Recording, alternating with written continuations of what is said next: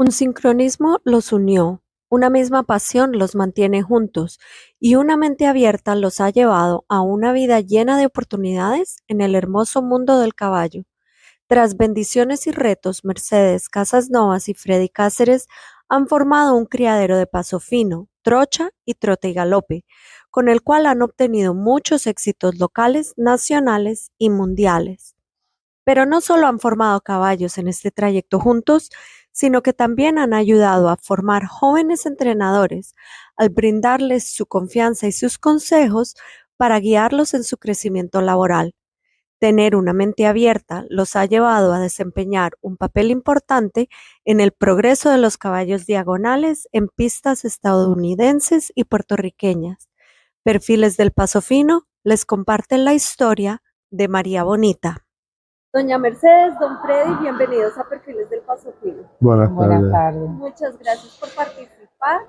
A María Bonita Paso Fino, personalmente les doy las gracias por patrocinar las 9 copas de los campeonatos de diagonales en este Ocala Cup 2024.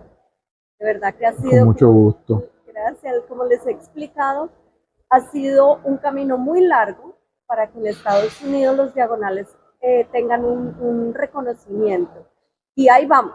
Es un progreso lento pero seguro y gracias al apoyo de personas como ustedes se ha logrado mucho. Muchas gracias. Gracias. Entonces les doy la bienvenida y empecemos contándome cuáles fueron sus inicios caballistas.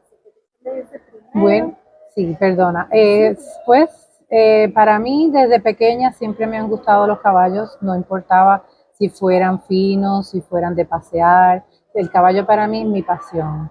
Y así pues comencé con caballos de paseo y luego pues fui aprendiendo y viendo que había otro tipo de animales con más calidad y pues básicamente así fue que comencé yo. ¿Y Freddy?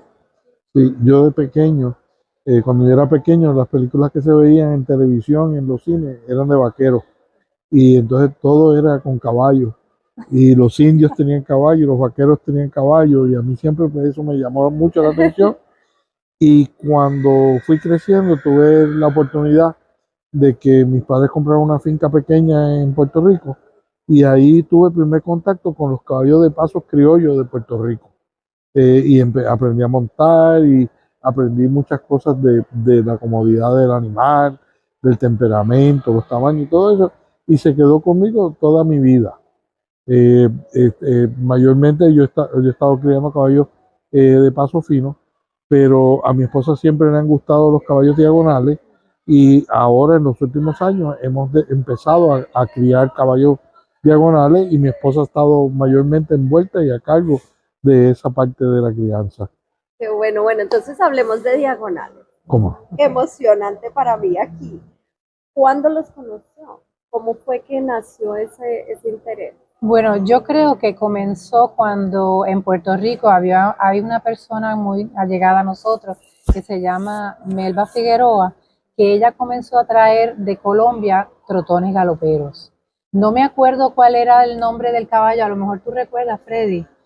Ella trajo un caballo y yo me impresioné porque yo nunca había visto un animal tan hermoso, con esa pisada tan potente y tan bonito, que ese andar tan fabuloso y que podía tener la capacidad de galopar tan reunido, donde el jinete se sentía tan cómodo.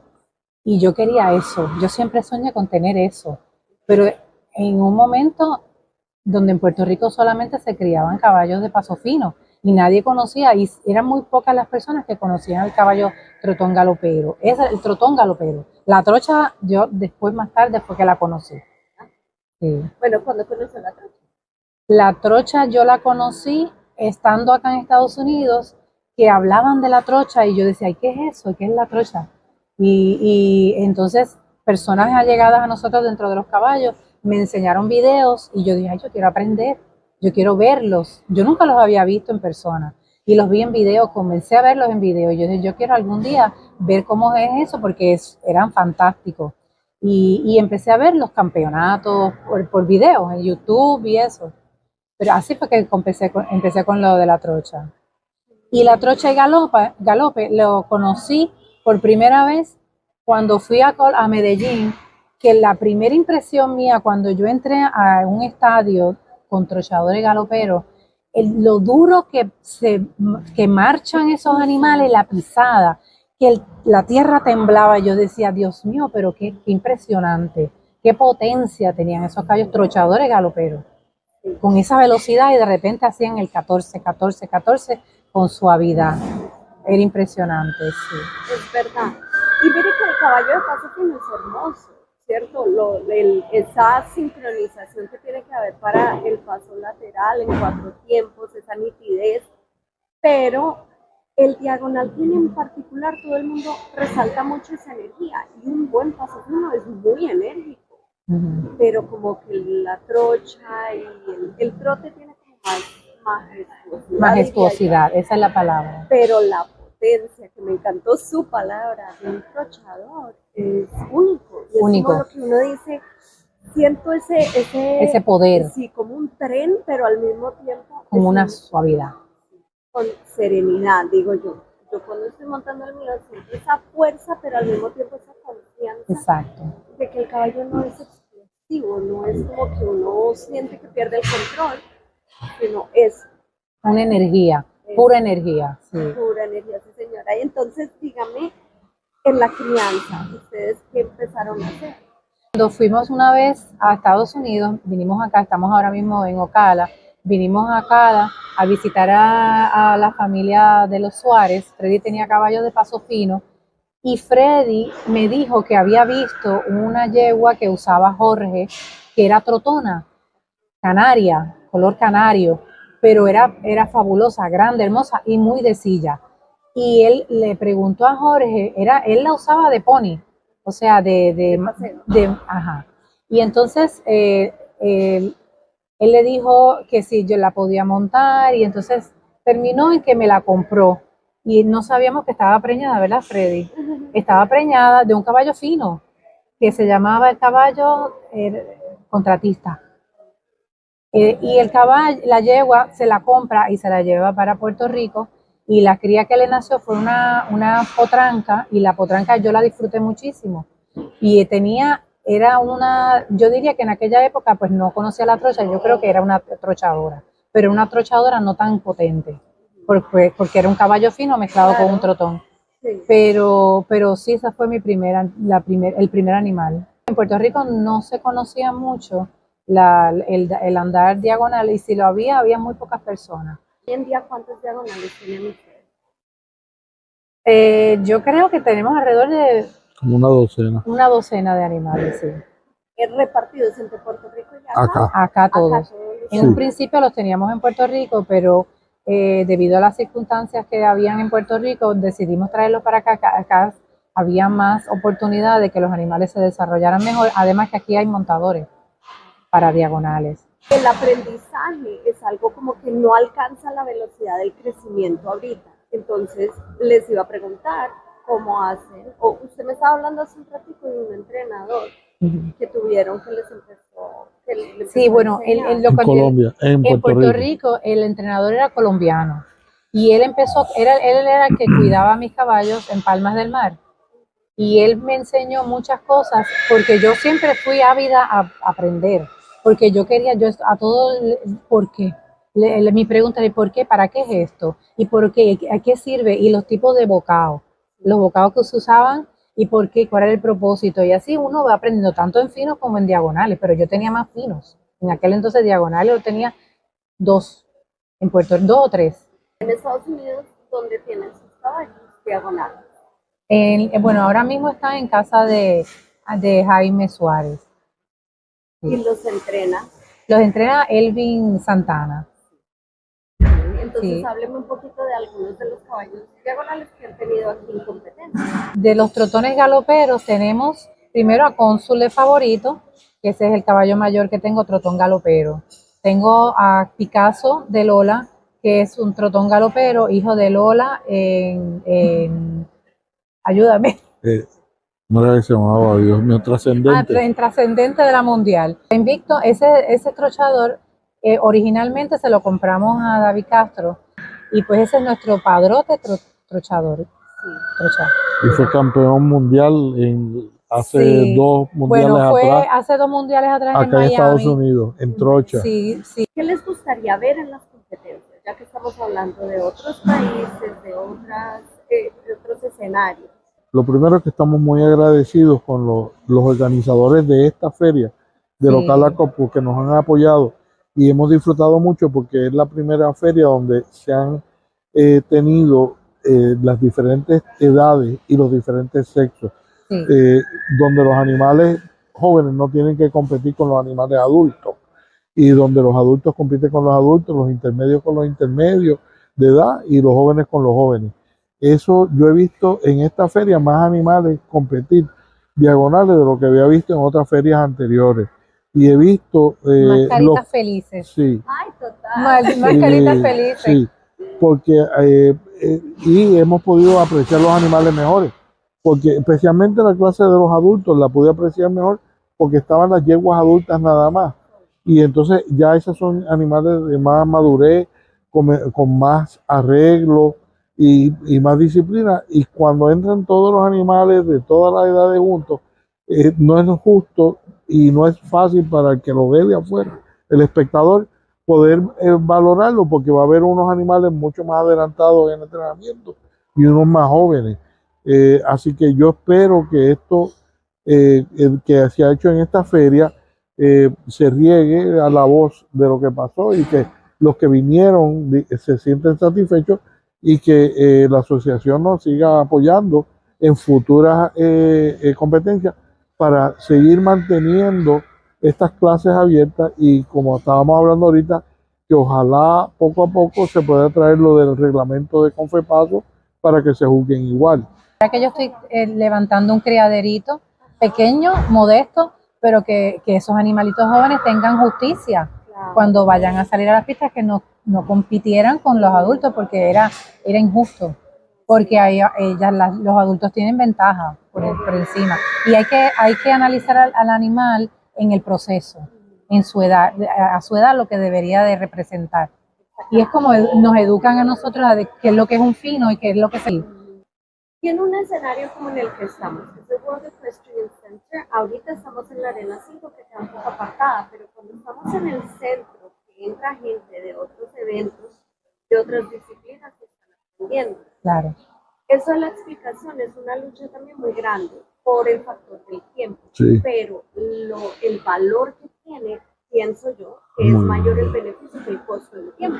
Entonces, en esa competencia, si no estoy mal, se está hablando de extravagancia. Yo creo que fue una extravagancia. Porque yo estaba traduciendo las explicaciones. Eso. Entonces, cuando ellos decían en español, yo decía en inglés, o si hablaba Rick Meyer, que era de inglés, yo traducía en español. Entonces la gente aprende. Eso lo vimos en más de una ocasión hoy y vimos el interés de la jueza americana en lo que le estaban diciendo.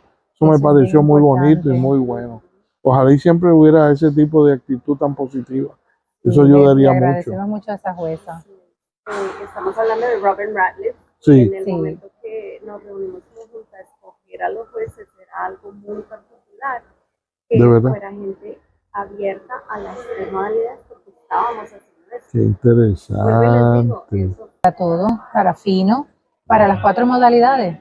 Tiene que haber un reglamento universal, que todo el mundo se lleve por eso, porque si no, pues entonces no vamos a ninguna parte, nos vamos a quedar en el limbo, porque todavía la gente no va a entender por qué me dieron tercero, por qué me dieron cuarto, por qué llegué primero. No, el que llegó primero está fascinado, pero los que llegaron atrás, ¿por qué? ¿Qué hice mal?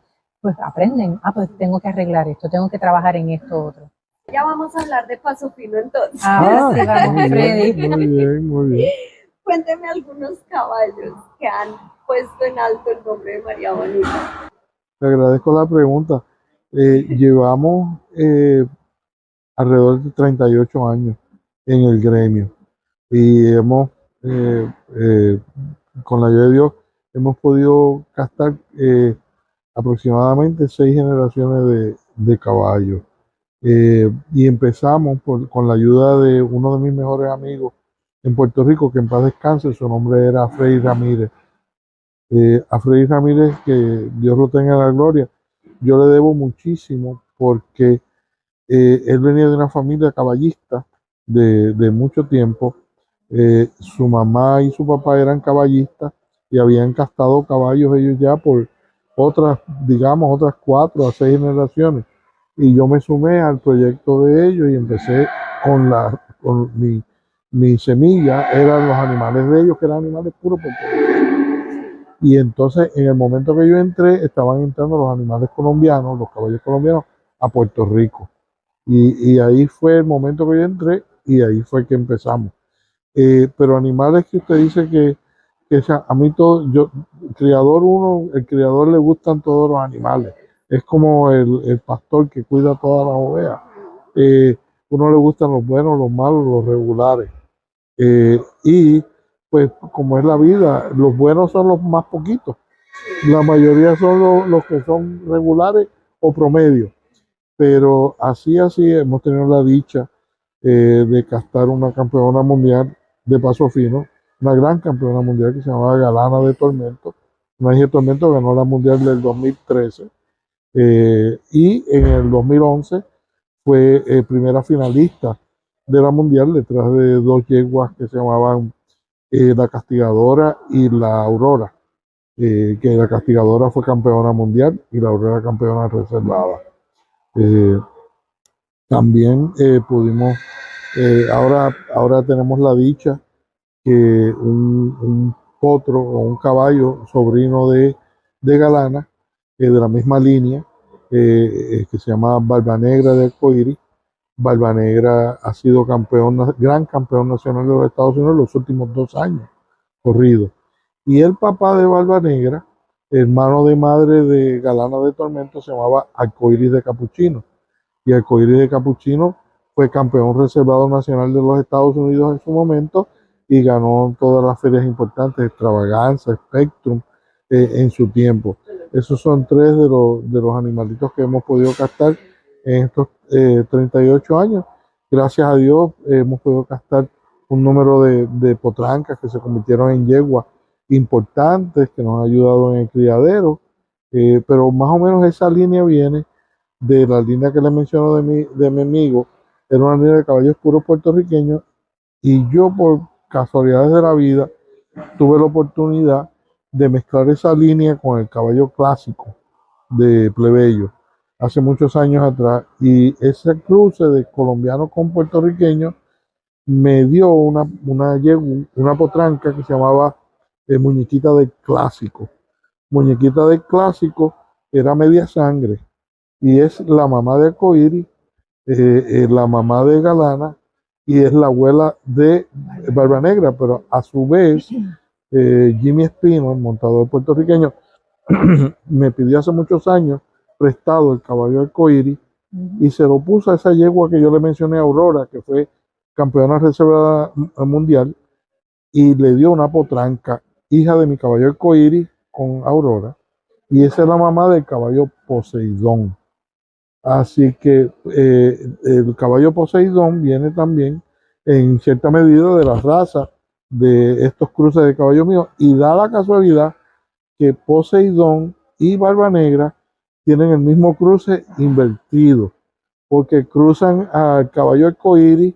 Arcoíris es el papá de Barba Negra, Arcoíris es el abuelo materno de Poseidón, y cruzan también al caballo Da Vinci, porque Da Vinci es el papá de Millonario, Millonario es el papá de Poseidón, y Da Vinci es el papá de la mamá de Barba Negra. Así que es el mismo cruce de Arcoíris con Da Vinci que ha dado esos dos caballos con mucha humildad, que son de los dos caballos más importantes, creo yo, que se han producido en los Estados Unidos en los últimos años. Gracias a Dios. Sí, y este caballo Barba Negra de Arcoíris es uno de mis favoritos. Ah, Y muchas me llama gracias. mucho la atención porque ustedes me han hablado que tenían sus caballos en Jaime Suárez. Sí, Hace Jaimito. muchos años. Sí, Y resulta que ahora Barba Negra de Arcoíris lo tiene el campeón Jaime Rafael. sí, Jaimito. correcto. A lo largo de esta entrevista he estado escuchando algo que no es tan común, que es la mente abierta. Es atreverse a hacer algo un poco distinto y tenerle fe y ayudarlo a salir adelante. Y me parece que con esta nueva generación de montadores está pasando lo mismo. Cuénteme cómo se dio eso Marisa. del entrenamiento de Jaime. Le quiero contar un poquito antes. Con el caballo arcoíris, yo tuve la oportunidad de dárselo a una entrenadora americanita, joven de algunos 21 años, que yo conocía desde pequeña, desde que ella tenía ese Kelly Cox. Y, y con Kelly, darle en aquella época, hará 20 años atrás, un caballo, gracias a Dios, bueno como era Arcoíris, para que ella lo domara, porque ella fue la que lo domó y luego fue la que le hizo la carrera al caballo. Eso para mí fue una experiencia muy grande y muy bonita, porque fuimos rompiendo barreras, no tan solo pues con un caballo bueno, sino también ¿cómo se llama esto? Sino también dándole la oportunidad a una niña, mujer, en un deporte de varones. Eh, y aprendí una cosa, que hay gente como que se pone retos en la vida. Pues hay que darle gracias a Dios de las oportunidades. Papá Dios pues nos dio la oportunidad de yo tener un amigo como Freddy que me diera la semilla del fruto del trabajo de los criaderos de su familia, poderlo seguir. Pero luego también aprendí que de la misma forma que uno cría y desarrolla un animal joven que lo ven nacer, puede criar y desarrollar un montador a la misma vez. Entonces el reto es doble, porque quiere uno ser exitoso con la ayuda de Dios con el caballo, pero uno quiere ver que el montador joven también pueda ser exitoso y mostrar sus habilidades. Y ambos, Kelly en su tiempo, y hoy día es doctora veterinaria, ella muy aplicada, y Jaimito han tenido esa habilidad de poder eh, recibir una oportunidad, verla, aprovecharse de esa oportunidad y dedicarse a ella. No sé si eso va a lo que usted me está preguntando. Exactamente eso. Volvemos a la raíz de la influencia que ustedes han tenido en el gremio. Volvemos, no solo con el caballo, sino con el humano también. Y Muchas es gracias. verdad que también requiere de la humildad y la disposición del joven, que no es muy común, de dejarse enseñar, de dejarse guiar, porque el joven suele sabérselas todas.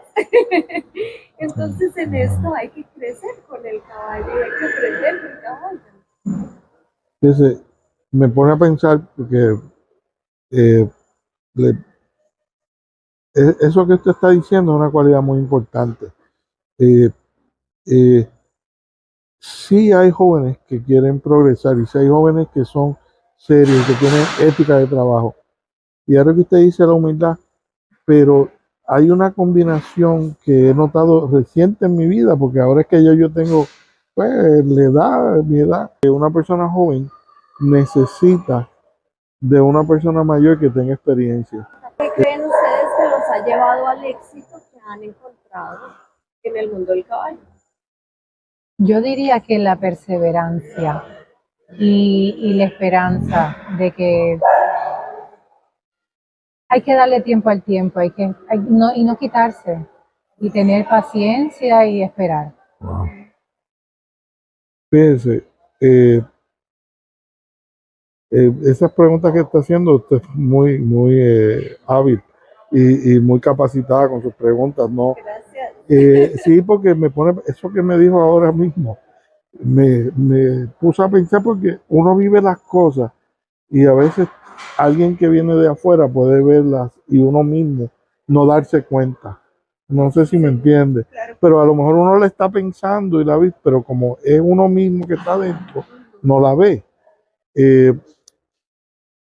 yo entiendo, ¿verdad? Y de nuevo, con mucha humildad, mi papá, que en paz descanse, decía que cuando uno hace lo que le gusta, es una bendición de Dios. Él lo decía hacia el trabajo. Él decía, a la persona que trabaja en algo que le guste, no hay que pagarle, porque la persona le debe pagar a uno por hacerlo, porque lo hacen con gusto. Yo sí he visto que la persona que hace lo que le gusta en diferentes campos, que uno pensaría que no son remunerativos, escritores de libros, pues poetas, actores, profesiones que uno no las asocia con el pecunio, con el dinero, logran ser gente muy exitosa económicamente, pero hacen lo que les gusta. Entonces, cuando uno hace lo que le gusta, pues uno lo hace con fe, con cariño, siempre, ¿verdad? Necesita tener suerte y pedirle que Dios lo ayude a uno. Eso es muy importante. A nosotros nos gusta esto que estamos haciendo. Mi esposa es caballista, que era otra cosa. Mi amigo fue el que me dio la línea de caballos, que en paz descanse, y fue el que me presentó a mi esposa. Él básicamente la vio, la conoció y me dijo, te voy a presentar a una muchacha que es para casarse con ella. Y yo no sabía por qué. Y era que era como su mamá, porque su mamá era caballista y su papá era caballista. Y él vivió eso. Y entonces él se dio cuenta que mi esposa era caballista, muchacha, yo no la conocía, pero nunca me explicó que era porque era caballista. Luego después yo que he vivido con ella fue que me di cuenta que esa era la razón. Entonces le digo, pues nos gusta a ambos y por eso es que estamos envueltos en esto. Veo estas niñas caballistas y lo que le he dicho es que son niñas todavía, que traten de buscar en un futuro, si se enamoran de algún muchachito o algo, que si posiblemente sea caballista también, para que puedan disfrutar, sí, ¿verdad? Porque eso lo he visto mucho, lo que usted me dice, lo he visto mucho, y yo no lo viví porque tuve la dicha que mi amigo me lo proporcionó, ¿verdad? Lo otro que quería mencionarle es que mi papá también decía que cuando él hacía algo bueno por alguien, del cielo me voy a poner un poquito emocionado, del cielo le bajaban bendiciones. Y sabrá que en el gremio, con mucha humildad, yo he podido hacer cositas a veces eh, con buena intención hacia los demás. Sí, y no ha habido una de esas cositas que he podido hacer sin ningún interés, que luego Dios no me haya remunerado en esto de los caballos por haber hecho a alguien en los caballos para tratar de darle la mano o tratar de hacer algo bueno por alguien. Y entiendo yo que es una combinación de las dos cosas. Hacer lo que a uno le gusta y uno tratar de ser una buena persona, la combinación de las dos cosas puede llevar a uno. Digo humildemente porque hemos tenido, digamos, se puede decir, algo de éxito en los caballos, pero más es por el amor que lo hemos hecho y todo, ¿se me entiende? Pero le agradezco estas preguntas porque ponen a pensar a uno. Nosotros hemos sido afortunados los dos por la presencia de mi amigo, ¿verdad? Pero dile cuántos años tenemos de casados. 35, sí, sí. Y nos conocimos en los caballos. Sí, mediante por mi amigo. Sí, pero yo le voy a hacer la historia mía. Digo, perdón, que está el micrófono. La historia mía, cuando yo lo conocí, el amigo me lo presentó. Ah, no, de cuando tú tenías 12 años. Ah, no, vamos entonces a darle para atrás más todavía. Sí. Cuando mi mamá muere, cuando yo tenía 10 años. Entonces a mí me fue muy mal porque pues fue un trauma muy grande. Era mi mamá, yo no tenía hermanas, yo era la más chiquita en mi casa y todos eran varones, 3 varones más mi papá y yo. Y a mí me fue muy mal. Y yendo al psicólogo, le recomendó al psicólogo, ¿y qué es lo que le gusta a tu nena? Y él le decía, bueno, ella siempre lo que le han gustado son los caballos, pero yo no puedo comprar un caballo. Y él le dice, bueno, pues si eso es lo que a ella le gusta, mira a ver cómo tú le haces. Y así fue que empezó mi primer caballito. Y entonces, ¿qué pasa? Que a donde lo podíamos poner era en un sitio que era de caballos de water horse, de rodeo. Y yo lo que tenía era un caballito de paseo. Fino no era de andadura. En Puerto Rico hay una clase que se llama andadura. Y era un caballo pequeñito y bastante mansito. Y cuando yo conocí a Freddy ¿qué edad tú tenías? No, tú tenías 12 años. Yo ni siquiera me di cuenta de que ella existía. Pero imagínese, yo tenía 12 años y él tenía como 18. No pasó nada. Nunca me di cuenta. Pero entonces después, cuando la conocí a través de mi amigo, un día ella me dice, tú tenías caballo en tal sitio. Y le pregunté. Y era yo, y ella y si me había visto. Un caballo water horse 14 años después. Sí, pues haciéndole el cuento largo corto, lo conocí y pues siempre hemos estado envueltos en los caballos, siempre me han gustado. Para mí los caballos es una pasión, es mi terapia, porque como vuelvo y digo, yo me voy a poner emocional, mi mamá cuando muere yo me quedo sola y es mi escape. Los animales, porque yo tengo perros, gatos, tengo cotorras, he tenido de todo, peces, pero los caballos para mí es una pasión y yo me los vivo. Y cuando yo estoy triste, yo lo que veo son los videos de los potritos que me van naciendo, de las mamás, y recordando los viejos tiempos. Me encanta, me encanta. Dice mi hija, debería de existir una vela que huela a sudor de caballo. El mejor olor es el olor de una pesebrera. Sudor con tierra. Ay, no. Tierra de la pesebrera, Sí. Es una cosa, es un olor que a nosotros los caballistas entendemos. La gente de afuera que no sabe de caballos nunca lo va a entender. Pero es una cosa... El verdadero ecuestre tiene la casa llena de caballos y cuando va por la calle dice, ¡ay, mira un caballo! Así era yo de pequeña. Mi mamá y mi papá iban para la playa. Y de camino a la playa hay una playa famosa que era en Luquillo. Y en Luquillo la gente alrededor de la carretera amarraba caballos a pastar. Amarrados así en la orilla de la carretera. Sí. Y yo, mira, Mercedita, un caballo. Y yo, ¿dónde? Pequeñita. Ajá. Y yo no tenía muñecas. No quería muñecas, lo mío eran caballitos de plástico. Sí. Eso era mi pasión, toda la vida. O sea, eso se nace. Sí, eso es una cosa que uno lo lleva en las venas. Sí. Y era de mi abuelo mi abuelo era caficultor en Puerto Rico y él siempre tenía un buen caballo. Nunca pude compartir con él porque mi papá era el más pequeño de la familia y yo era la más pequeña de todos los nietos. Y ya yo lo cogí cuando él estaba bastante avanzado en edad. Y ya no montaba, pero eso se nace, pero yo creo que yo lo heredé de mi abuelo. Sí. Qué lindo. ¿Cuál es la palabra que más representa su vida caballista? Wow. La palabra que representa la vida. Mi vida caballista. Amor, pasión. Don Freddy. Me vino a la mente la yegua que yo tuve, que se llama Galana, que fue la gran campeona mundial. Eso fue lo que me vino a la mente. O sea, como quizá mi logro mayor y el esfuerzo y todo eso, que Dios la cuide y la tenga bien. Sí. ¿Cuál ha sido la persona más influyente de su carrera o de su vida caballista? Mi esposo. Definitivamente mi esposo. Y mi amigo Freddy Ramírez, porque fue, que Dios lo tenga en la gloria, porque fue el que me enseñó los principios de lo que era un buen caballo de paso fino, me dio todos sus conocimientos de cómo castar caballos y todo eso, y ahí también me presentó a mi esposa, o sea que le debo la vida mía caballista y mi felicidad matrimonial, las dos cosas. ¿Me repite la pregunta? ¿Cuál es un recuerdo de su infancia que cree que ha influido en cómo es usted hoy en día como caballista? Caramba, no me viene nada a la mente. Creo que ella me lo compartió, lo de la ida a la playa Luquillo. Ah, bueno, sí, me recuerda. Tantas veces que yo le decía a mi papá, papi, yo quiero un caballo.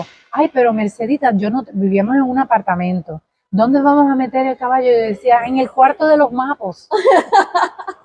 Un inocente, sí, claro. Pero yo quería un caballo, siempre. Yo me recuerdo de las palabras de mi papá, pero ¿dónde lo vamos a poner? ¿Dónde lo vamos a meter si aquí no cabe? Yo en el cuarto de los mapos, con esa inocencia, yo le decía. Sí. ¿Y usted? Marisa, le agradezco mucho las preguntas. De pequeño, las películas que más me gustaban a mí eran las que tenían que ver con la caballería de los Estados Unidos en los 1800, porque eran películas donde sacaban esas filas interminables de soldados montados a caballo, galopando, marchando, atacando, dándole órdenes y todo eso. Y todos esos soldados uniformes, y los caballos más o menos los colores eran uniformes también. Y eso era, cuando yo veía una película y veía eso era lo más que me gustaba. Más que la trama o de qué se trataba, era cuando salían todos esos desfiles de los caballos. Sí, sí. Mire que yo nunca lo había pensado, me hicieron pensar ustedes. Me he sentido muy sentimental en esta entrevista, de una conexión muy grande. Yo nunca nunca me hago estas preguntas. Pero ahorita me quedé pensando, mi papá nos llevaba a toros. En Colombia siempre mis papás eran muy criollos. Y lo que a mí más me marcaban eran los caballos que salían al principio de la corrida de toros, que eran caballos andaluces. Ay, Dios mío, Jesús. Y esa marcha es lo que a mí me mata del No, trote y pero esos son unos galopeado. caballos preciosos. Una alza, una elevación de manos bien bonita, bien marchada, pausada. Los esa- lusitanos y los andaluces. Eso para mí, como que yo creo que A mí se me había marca. olvidado, eso también, Y yo los lo veía rejoneros. mucho el rejoneo, me encantaban eso, por eso yo vi el caballo Trotón Galopero de Colombia, me acordé de aquellas películas que yo veía o de lo que presentaban en la televisión de esos caballos de rejoneo, con esa alzada y con esa posición de cabeza y ese cuello ancho, y entonces era trenzado, no era balonado, eran trenzados, Era pero por trenzado. trenzado. ¿Sabe quién me hacía acordar de eso? Soberbio. Ustedes cuando lo Sí. mencionaron, yo sonreí. Me Sí. acuerdo de ese El cuello. Tenía cuello mucho de andaluz. Tenía mucho de andaluz él. Mi caballo cónsul tiene el cuello de soberbio. ¿Verdad? Qué lindo. Eso es increíble. Si tuvieran la oportunidad de volver a comenzar, ¿lo harían todo de la misma manera? ¿No? Yo creo que sí. Yo no tengo reparo. Yo creo que sí, no hemos tenido problemas. Yo le doy gracias a Dios de la oportunidad, porque fíjese lo que usted dice de que, oigan, yo oía a mi amigo y haberlo oído a él me dio una base y tuve esa oportunidad. Mucha gente entra en el gremio y no tienen oportunidad de tener a alguien que los aconseje como un amigo y que le diga, mira, esto es lo que yo sé, tú debes hacer esto, sino que se aprende dándose contra la pared, que es la forma más difícil de aprender. Así que no, yo le doy gracias a Dios que me llevaron de la mano y que aprendí y que creo que tomé. Sí, sí le debo mucho a los jueces extranjeros que iban a Puerto Rico a juzgar, que fue algo que usted dijo, si no fuera por los jueces venezolanos, dominicanos, colombianos que iban a juzgar a Puerto Rico, que explicaban, yo no hubiera aprendido la mitad de las cositas que se Por eso es veían. que eso es tan importante. Yo entiendo y enfatizo de que debieran los jueces de lo que sepan. Si ya tienen un conocimiento, lo compartan. Y aquel que quiere aprender, aprende. Y el que no quiere escuchar, pues uno no lo puede obligar. Pero tiene que aprender. Porque si no aprendemos pues, y nos dejamos llevar por unas reglas y unas bases, pues nunca vamos a llegar a ninguna parte, sobre todo en los diagonales. Además que también pienso yo que es una gran oportunidad para los jueces poder defender su punto de vista, porque cualquiera dice, no, ese juez no sabe, o ese no sabe lo que está haciendo, pero si ellos tienen la autoridad para pararse frente a un micrófono. Es porque están seguros de lo que están diciendo. Exactamente. Entonces uno aprende y también ellos se hacen respetar. Exacto, y uno se hacen respetar. Exacto. ¿Qué es lo que más quiere que la gente sepa o recuerde de usted? Vean a mí como un ejemplo de una persona perseverante que traté y que a lo mejor no sé dónde llegue ni cuánto tiempo Dios me dará en la tierra para poder sembrar esta semilla que estoy tratando de sembrar, pero que me recuerden como que pues algo aporte, como que aporte en algo para ayudar al gremio. Claro. De nuevo, le agradezco estas preguntas. Yo creo que cuando mi abuelita falleció, yo aprendí algo, y es que uno cuando es joven, ¿verdad? Y se prepara y va y estudia y quiere tener una carrera, quiere ser una persona de grandes éxitos en la vida. Sin embargo, cuando mi abuelita falleció, yo me di cuenta o pensé que si uno lleva una vida que todo lo ha hecho pequeño, grande o mediano, de buena forma y con la mejor intención, uno es más exitoso o ha dejado un legado más grande que algo que sea monumental o histórico. Sí. Y entonces, pues, para mí, el ejemplo de mi abuelita viviendo como ella fue en su vida, con su familia y con sus amistades y todo, fue un ejemplo para mí de que eso es donde está la grandeza del legado de una persona que trató de ser una buena persona con todo el mundo y que trató de ser una persona sencilla, humilde, y llevadera. Eso es lo que yo creo que me gustaría que pensaran de mí, como yo pensé de mi abuela cuando ella falleció. Que Dios lo tenga en la gloria. Muchísimas gracias No, por el gracias a tiempo, por usted. su atención y por dejarnos conocer un poco más sobre ustedes de María Bonita. No, le agradecemos muchísimo, muchísimo y ha sido un placer conocerlo a usted y queremos compartir con usted en esta cruzada, llamémosle, de ver cómo Sí, poco a podemos, con la ayuda poco. de Dios, ir expandiendo el auge de los animales El amor al diagonales. caballo es lo más importante y el respeto al caballo.